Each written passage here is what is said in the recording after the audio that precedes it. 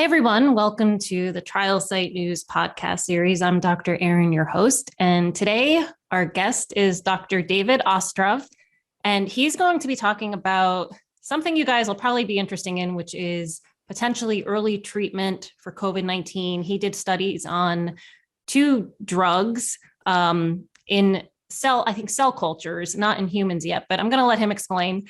But first, so Dr. Ostrov, thanks so much for being here. And we're really happy to have you. And would you mind, before we jump into your research, telling us a little bit about who you are and the type of work you do? Thanks so much, Dr. Erin. I'm so glad to be speaking with you. So I am an immunologist and structural biologist. I am an associate professor at the University of Florida College of Medicine. I actually trained as a structural biologist in New York at the Albert Einstein College of Medicine. And when I moved down to the University of Florida, I started not only to study immunology, but I started to work on different drug discovery projects, which really opened my eyes to many different topics. And around 2004, I started working on a molecule called ACE2, which we now know is the receptor for SARS and SARS-CoV-2. And back at that time, we were purposefully trying to identify drugs that would bind ACE2, the receptor for the coronavirus. And we were able to do so, and we published on it. And so when SARS-CoV-2 came along, fairly early on, people started to ask me, is it possible that any of the drugs that you previously found that bound the receptor for the coronavirus, is it possible that any of these drugs could actually be useful in prevention or treatment of COVID? And that is what started this mysterious route that led us to where we are today, where we found two very different drugs that when you combine them together have a very strong effect at inhibiting the coronavirus. That's really interesting. The timing of that is just uncanny, really. So I read your article, one of your articles in the journal Pathogens, which was very technical, really interesting. I'd probably have to read it maybe 10 or 20 times to get everything in there. But I thought, could you start out by telling us what diphenhydramine is? And I know people might know it as Benadryl, but could you explain what that is and why you studied that drug for COVID-19? Yes.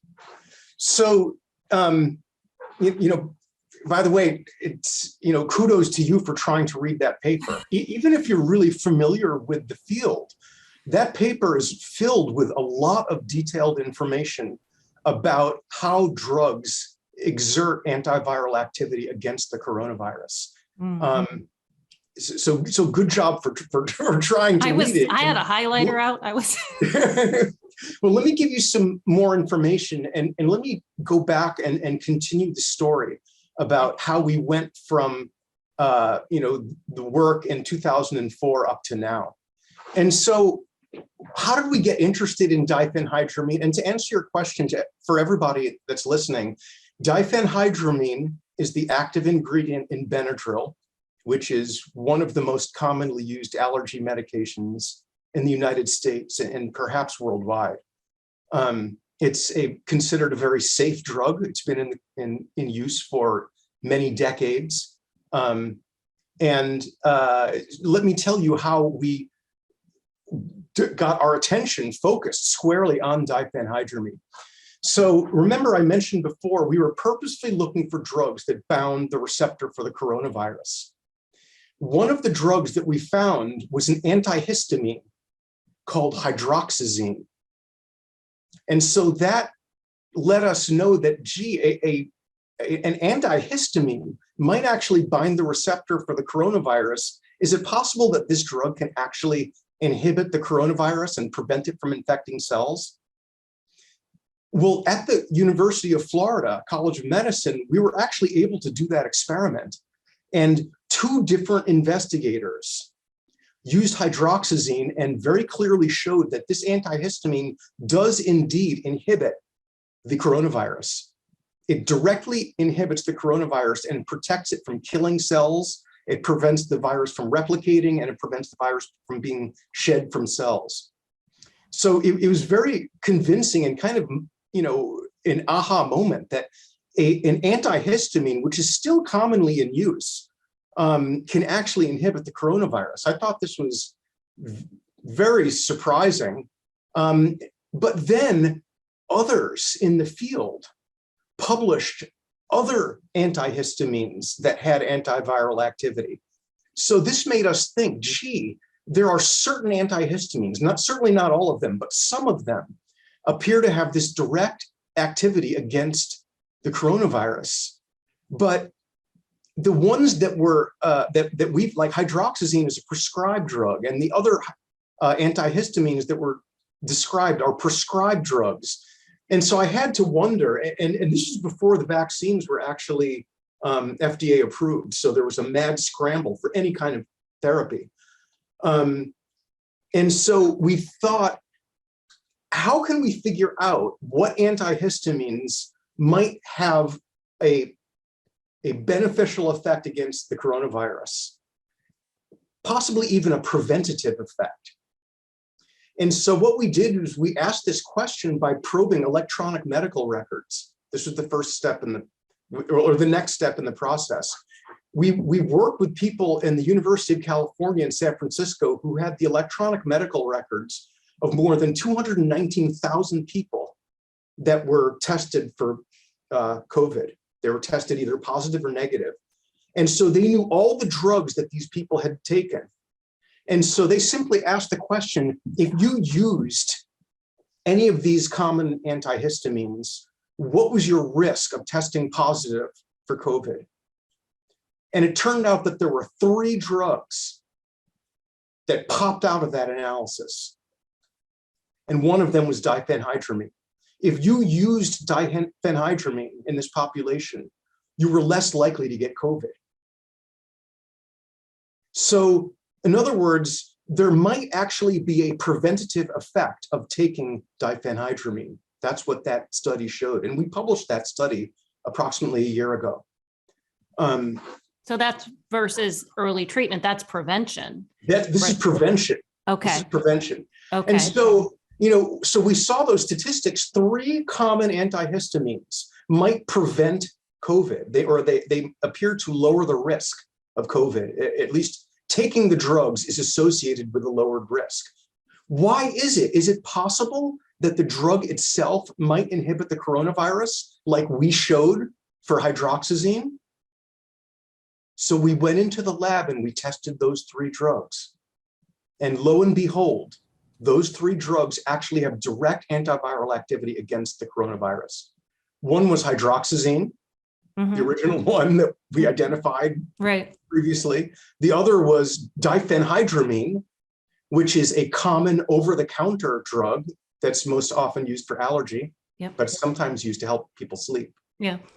And then the third drug is a drug called azolastine. Azolastine is a relatively new, I think a 3rd or 4th generation antihistamine, which is often administered nasally. So no fear of having people get too tired if they have a nasal formulation of azolastine. Oh, that's a good point. Now, can you elaborate a little more on directly inhibits the virus? Now, when we think of this receptor, I think of parking spots. Is it just that this drug is binding to that receptor and preventing the virus from also parking there, so to speak? Or is it, I try to use imagery as much as possible. That's an excellent question. Okay. That's an excellent question. And at first, that's what we thought. At first, we thought that maybe the drug is binding to ACE2, occupying that parking spot so that the virus can't attach to the cell and get in. Now, we do not believe that that is the case. We believe that the mechanism of action for antihistamines and, well, for certain antihistamines that have direct antiviral activity is actually mediated through a human protein We think that what is happening is that the antihistamines are binding to a human protein inside of cells and preventing the cells from creating an environment where the virus can replicate. That's actually what we believe the mechanism of action to be. And that's really what we describe in that pathogens paper, is the interaction of the antiviral drugs with this human protein that's called a sigma receptor. That's how we believe it works, rather than the occupying the parking spot. Okay, right. That's fascinating. Could you talk a little bit more about how you tested that in cells, and maybe some specific, I don't know, data points, or how significant it prevented infection, or, kept the virus from doing all the bad things that the virus does? Well, I would say there are three types of assays that we typically do to answer the question of whether or not the drug is having an antiviral effect or not. First of all, we measure effect on replication of the virus genome. That's one type of assay that we do. And then we do another type of assay that measures the shedding of the virus from the cells. So just imagine when a virus infects a cell, the virus can replicate inside the cell, and then the virus ultimately gets shed. You know what I mean? And that's how people spread the virus. And so that's another assay. So we measure replication, we measure shedding, and then the third type of assay that we use is cell killing. So just think, when a virus infects a cell, it often will kill the cell. It'll end up killing the cell. And so we measure cytotoxicity, we measure cell killing, and so that we can clearly document how a drug or a drug combination will inhibit cell killing, inhibit replication, and inhibit shedding of the virus. In terms of data points, you just think in that paper that we published in Pathogens that you were reading, we present an experiment where we treat cells with diphenhydramine, the active ingredient in Benadryl, and we see a 30% inhibition of replication of the coronavirus genome. If we do this in that same experiment, if we use lactoferrin, which is a protein that is found in milk, we also see inhibition of the coronavirus replication, roughly 30%. But if you put them together, instead of getting 30 plus 30, instead of 60% inhibition of the coronavirus, we see 99% inhibition of the coronavirus. Wow. So this is what we call a synergistic effect, an effect that is greater than an additive effect. And to my way of thinking, this could be highly significant, not only in terms of treatment, but in terms of prevention. So just think, what we're talking about are two drugs that are available over the counter because of their long history of safety. Can you talk a little more about lactoferrin, just to get in more detail of that? And did you test that because that was shown to have some antiviral properties in the past? Yes. So lactoferrin is an iron-binding protein that's found in milk. It's found in both cow milk and human milk and other mammals. And historically, lactoferrin has been very well studied in terms of its antimicrobial properties, as well as its immunostimulatory properties. So there's actually a lot known about this protein. But more importantly, and more recently, with regards to SARS-CoV-2, I feel very fortunate because I saw unpublished data showing that lactoferrin inhibits the coronavirus infection. It inhibits SARS-CoV-2 infection. And I found that out because of an organization called the Global Virus Network. The Global Virus Network is an international group of experts in virology and pandemic preparedness. And I feel fortunate to be part of the Global Virus Network's COVID-19 task force. And that allowed me to see this data where somebody basically showed that there were 4 drugs that were approved for use by the FDA and actually had inhibitory effects against the coronavirus. But only one of them was a non-prescribed drug. So I thought, wouldn't it be great if we could combine 2 over-the-counter drugs and have a dramatic effect against the coronavirus, especially considering that both of these drugs are stable at room temperature, they're globally widely available, and they both have a very long history of safety. And so that was really the rationale that led our group here to do the experiment and give that result that I just described to you. 1 + 1 didn't equal 2 in this case. 1 + 1 = 3. Right. So that's the difference between additive and synergistic. Yes. That's impressive. Those are really impressive numbers. Can you talk a little bit more about the benefit of using a combination of drugs versus just one when it comes to stopping a virus? Yes. So if you think about a single drug, let's say a single antiviral drug, we know from past experiences, for example, with HIV, that viruses acquire mutations that will enable the virus to become resistant to the drug. You know what I mean? So a single drug can lead to acquired mutations that lead to resistance. However, if you use 2 different drugs that have very different mechanisms of action, it's going to be much more difficult for a pathogen to acquire resistance. You know what I mean? And Yep. so just think about the case with HIV and hepatitis virus C. With HIV, typically there are 3 drugs in the antiviral therapy. For hepatitis virus C, there are often 2 or 3 drugs in the combination therapy. So to my way of thinking, it's very important to have more than one drug because of this possibility that the virus will mutate and acquire resistance. And as you likely know, we're encountering this problem with the spike protein in SARS-CoV-2, where the efficacy of the vaccines appear to be, progressively eroded. Right. And I guess they're now talking about creating more specific vaccines that target more specifically the new mutations in the spike protein, but we're not there yet. Well, yeah, I certainly have a strong opinion about this. Please share if you can. Well, yes, absolutely. So Okay. I guess I would say that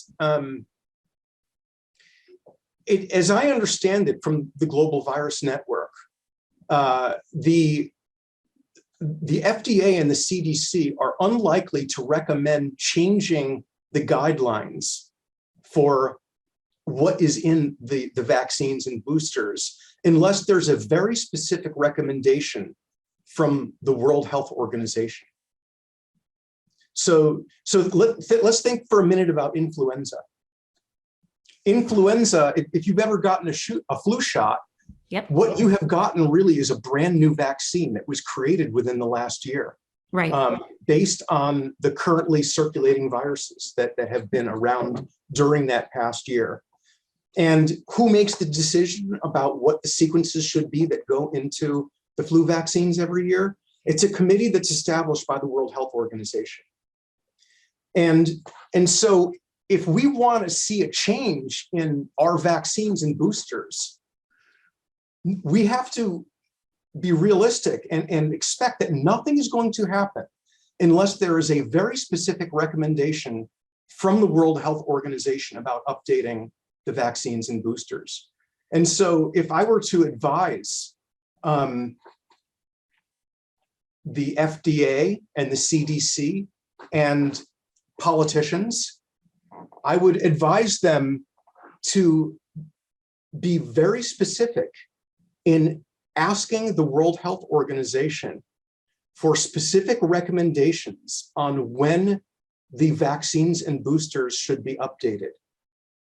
Should we wait until the efficacy of the vaccine declines to below 60%? If that is the case, we might be there now in some places. In this country, unfortunately, we don't really have a very clear idea in real time of what the vaccine efficacy is. We're getting hints from other countries like Israel and Canada, and in Germany and South America, that the efficacy of the vaccines is between 60 and 70% in many places. But to my way of thinking, the media, politicians, scientists, we should all be asking the World Health Organization for a recommendation on exactly what are the criteria, what are the triggers that we should use in order to update the vaccines and boosters. To my way of thinking, this should have been done a long time ago. There's no reason why Delta is not in our current vaccines and boosters. Just think how long Delta has been around, since roughly the middle of last summer. If it only takes 100 days to create an updated vaccine and booster, that should have been done for Delta, where it's still wreaking havoc around the world. Now, it's very interesting. And also, I think just from the public standpoint, everyone's very antsy and wants information. And they're like, well, how many boosters is it going to take? So you would have thought that what you said should have happened. I think it's not going to happen without a recommendation from the World Health Organization. The drug companies appear to be having this wait and see attitude, which is not serving us well. If I can offer a thought about vaccine efficacy and how we can get a better handle on how effective vaccines are in real time, I think it would help a lot if people paid attention to their local hospitals and what the fraction of unvaccinated to vaccinated COVID patients there are in the hospital, keeping it in track, not only hospitalizations, but severe cases and ICU cases. We should know those statistics. I agree. Let's think about the best case scenario and the worst case scenario. Let's say vaccines and boosters are 100% effective, which of course is not true, but let's just imagine that's the case. Then we would expect 100% of the people in the hospital to be unvaccinated, right? Let's think about the other extreme. Let's say vaccines had absolutely no effect whatsoever. Then if we looked in the hospital, we would expect to see 50% vaccinated and 50% unvaccinated, right? Yes. Well, what is it now? What are those numbers now? If that number, let's just say theoretically, the number is 75%. Let's say it's 75% unvaccinated and 25% vaccinated. What does that mean? Does that mean 50% efficacy? You know what I mean? So to me, we should be using this like a thermometer and make sure that the dial, if that dial if it declines from 90% unvaccinated to 80% to 70% to 60%, that means the vaccine efficacy is less than 50%, if I understand the calculations correctly. So to my way of thinking, we could be doing a lot better in terms of understanding the vaccine efficacy in real time by reporting these statistics. I mean, I know you can't really find these statistics in a lot of hospitals. It's very hard. I would say it's actually pretty easy, but maybe that's because I work in a college of medicine. I've seen some hospitals display that data very clearly, but sometimes you have to dig and you're not sure, and then you want to compare and collect. I as hear much- you. And Ideally, I find that frustrating because you want to see the big picture, what's going on in all of these hospitals. I'd like to see it on the local news, county by county. That'd be great. That'd be great. Yeah. I don't know if I just don't know if it's a funding issue, a personnel issue, why can't we display that data to make it very clear? I think if we talk about it, people might do it. Maybe they'll watch this podcast and be like, okay, that's a good idea. Let's put putting that I hope so. on in the mainstream news. Yeah. Well, thank you for that explanation. That was very interesting. And I think will give people a lot to think about. I wanted to ask you, what's next in line for this particular research with these two drugs? Do you plan on doing a study in humans? Yeah. So the short answer is yes. So to my way of thinking, I'm trying to ask, how can we bring this combination, this synergistic combination of antiviral drugs to a large number of people as soon as possible? Because to my way of thinking, we should be doing everything we can to inhibit replication of the coronavirus.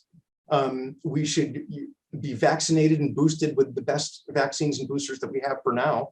And to my way of thinking, inhibiting replication of the coronavirus on a large scale may be possible with this combination of diphenhydramine and lactoferrin for the reasons that we mentioned. It's stable, it's inexpensive, it's safe. And so how can we make this happen? Well, the most desirable situation would be to have this combination FDA approved. And I am certainly hoping to form an academic industry partnership with companies that are interested in improving human health. And I generated intellectual property on this, not only this antiviral drug combination, but other combinations that include the other drugs that are not diphenhydramine that also have antiviral effects, to make a variety of products for both prevention and treatment of COVID. So for example, you can think like Theraflu for COVID, airborne for COVID. So those would be, able to help accelerate the recovery from COVID. But I also am really enthusiastic to test this antiviral drug combination for prevention of COVID. And there are clinical trial designs that are spelled out. And I'm very interested in advancing these clinical trial plans. So if there are companies out there, there is the potential for financial gain from this intellectual property to them. And so I hope that this can provide an incentive to form an academic industry partnership. And if this site is able to absolutely, spread the word, that would be fantastic. There's a lot of interest in this, and to your point, and something that I think the public might understand more now than ever. If something doesn't get the funding, doesn't get the studies, it's probably not going to be approved based on the level of evidence that everybody wants. But people don't have endless funds like the drug companies and that kind of thing.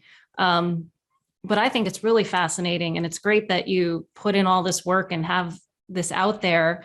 If anybody is interested in connecting with you and reading more about your research, where should they go? How should they contact you? I would Google my name, Ostrov, and UFL, University of Florida, and COVID. You will hit me for sure. And please call or email, and I will get back to you. Okay, and I'll include the link to the pathogens paper as well, and your contact information in the podcast. That'd be so much appreciated, Erin. Absolutely. And thank you, Dr. Ostrov. This was very interesting, and I wish you a lot of luck with the research, and hopefully you get those interested partners for sure. Thanks again. If I could help in the future, please let me know. Yeah, always, just shoot me an email, come back on Trial Site News. This is exactly the type of stuff that our viewers and readers are really interested in. So this is great. Thank you for your time today.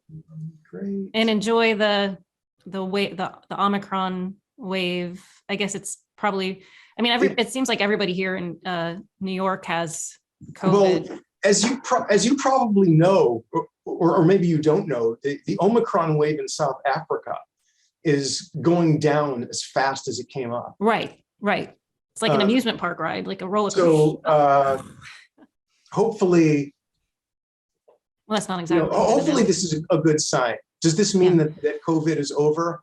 Does this mean that we have no more variants on the horizon? It seems highly unlikely. And you may have heard already that there is Deltacron.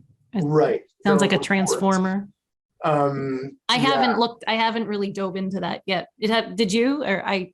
So the Global Virus Network has just started circulating messages about it. Okay. And so there is a question about whether this is a sequencing artifact or a real bona fide thing. And there's going to be a very easy way to find out if there's more of it. If we see more of it, we know it's real. And I guess it's too early to know the types of manifestations, clinical. Is there any data on? I don't think so. My understanding is that a few people had it and maybe even were asymptomatic. Okay. But the bottom line is we don't know. We don't know. Mm-hmm. Right. But if it shows up in a cluster of people, like if it shows up in 100 people, we know it's real. Right. And that will be a bad thing, because in terms of the predictability of the variants based on the sequences that we've all heard about in the spike protein, unfortunately, the sequences in the spike protein can be used to predict transmissibility and to some extent immune evasion, but disease severity, you can't do it. There's no one on earth can predict disease severity right now, to my way of thinking. I see. That makes sense. Well, lots of unknowns still. And Delta is more severe than Omicron in terms of health outcome. Right. And so a combination of them both could be very bad. Yeah. If it's real. Well, I guess we'll find out. I also, maybe I should mention, I have been getting bombarded with messages from people about diphenhydramine and lactoferrin. And there are two types of messages. Okay. One type of message is like this: everyone around me has gotten COVID. And I think the reason I didn't get COVID is because I've been taking Benadryl or I've been taking lactoferrin. And then the other type of message is, how much should I take and where can I get it? And so I was recommended to form a company to try and make this available to people. And so I did that. And I'm trying to have it manufactured right now as like an over-the-counter, non-FDA approved product. As a supplement type like thing? A pill. Yeah. Okay. Yes. I saw in the study you patented it, I guess a certain formula. Yeah, well, the patent claims many different combinations. Okay. Like lactoferrin plus this, lactoferrin plus that, and this and that. I see. There's a lot in there. Okay. Like if a drug company wanted to make a series of products based on this, they would have a lot of intellectual property covering those products. I see. But so would it be classified as a supplement? Did I get that right? Yes. Well, let me put it this way. Would it be considered a nutritional supplement if it contains diphenhydramine? I don't know the answer to that question. Lactoferrin, yes, to be sure. But diphenhydramine, since it is an allergy pill, I don't know if you would consider that a supplement, nutritional supplement. Maybe not. Right. You can certainly buy it on Amazon. Right. Yeah, no, it's pretty widely available. I'm sure there's some rule or law on that. but I know with lactoferrin, certainly supplement. Well, that's really interesting. And But yeah, I'm hoping to sell it, perhaps even on Amazon. yeah, well, now's the time for sure. So we'll get this podcast out there, and you'll probably get more emails. I hope so. Yeah. Yeah. I apologize. I don't have like a snappy like address. Usually I tell people Google UFL COVID antihistamine. You'll see me. You'll come up. Okay. Well, if there's any, just email me if there's any easier way to contact you, and you are okay with me including that. I'm happy to do that. Okay. When I post podcasts. But thank you so much. This was really interesting. I appreciate your time. Thank you, Erin. Yeah. Thanks for spreading the word. Absolutely. And anytime you want to come back on, just shoot me an email, like I said. Awesome. And to our viewers, thank you for tuning in. And I will include those links, or just Google Dr. Ostrov, like he said, but I'll also include the links to make it easier for you guys. Till next time.